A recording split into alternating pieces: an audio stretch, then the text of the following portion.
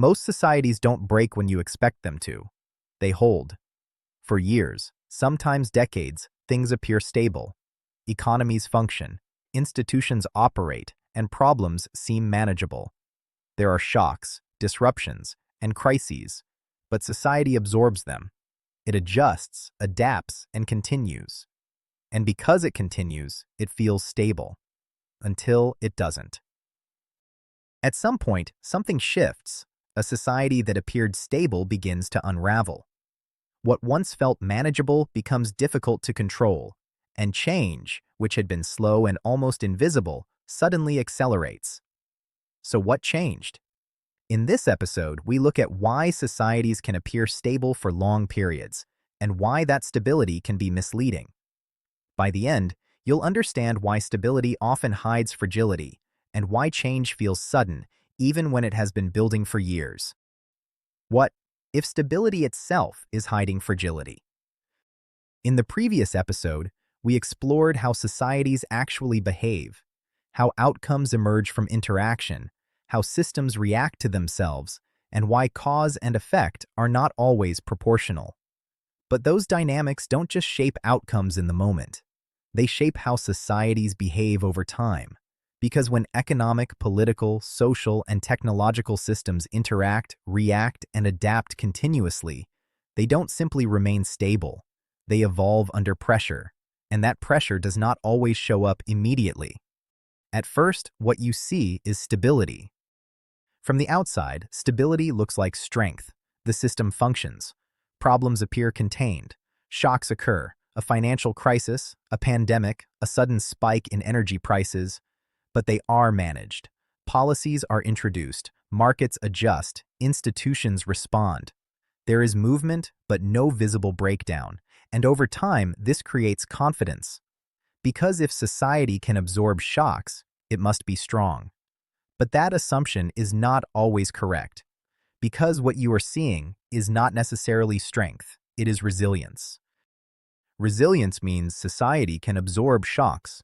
When something goes wrong, it adjusts, it compensates, it redistributes pressure across different parts.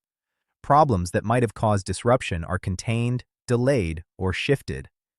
This is why societies can continue to function even under stress. Crises are managed, instability is reduced, and the system appears to stabilize itself. But resilience does not mean the problem is solved. It means it has been absorbed. And what society absorbs, it does not resolve. So what happens when problems are absorbed instead of resolved? They accumulate. Each time society adjusts, pressure doesn't disappear. It moves. It spreads across different parts, often becoming less visible, but not less real. Debt can increase while growth slows. Trust can weaken while institutions continue to function. Coordination becomes more difficult, even as things appear stable on the surface. Society continues to operate, but under increasing strain. And because it still works, that strain is easy to ignore.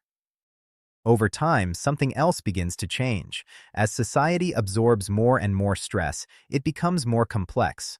More mechanisms are introduced to stabilize it. More dependencies are created. More coordination is required to keep everything functioning. This makes society appear even more stable, but it also makes it less flexible. Because complexity comes with a cost. Society becomes more dependent on continuous support.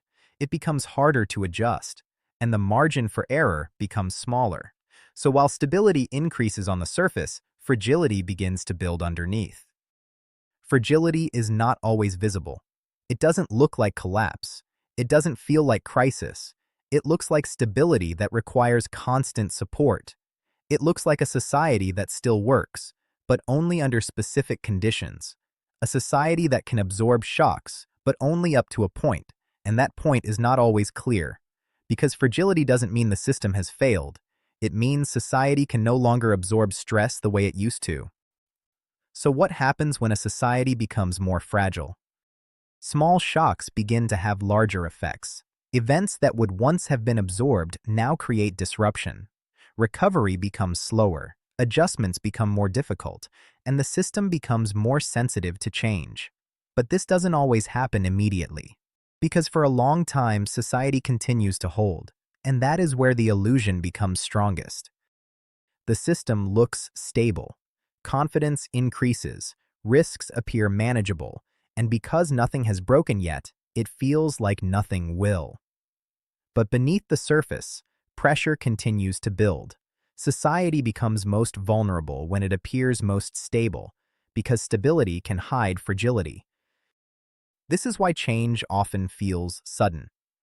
Not because it is sudden, but because the pressure that caused it was never visible. Society holds, absorbs, adjusts, and then at some point, it can no longer do so. And when that happens, change is no longer gradual. It accelerates. So what happens when societies continue to evolve under these conditions? If they don't break immediately, how do they change over time? That's where we're going next. Resilience and Fragility is part of TNBC Explainers Module 4. Systems, Complexity, and Decline. This is TNBC Explainers, understanding how the world actually works. Explore the TNBC Explainers course via the YouTube course list or visit the nextbigcycle.world for the full course overview and background.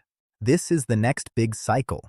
TNBC Explainers, your guide to understanding the systems shaping the world around you. TNBC Explainers is a growing YouTube course. New concepts are added over time.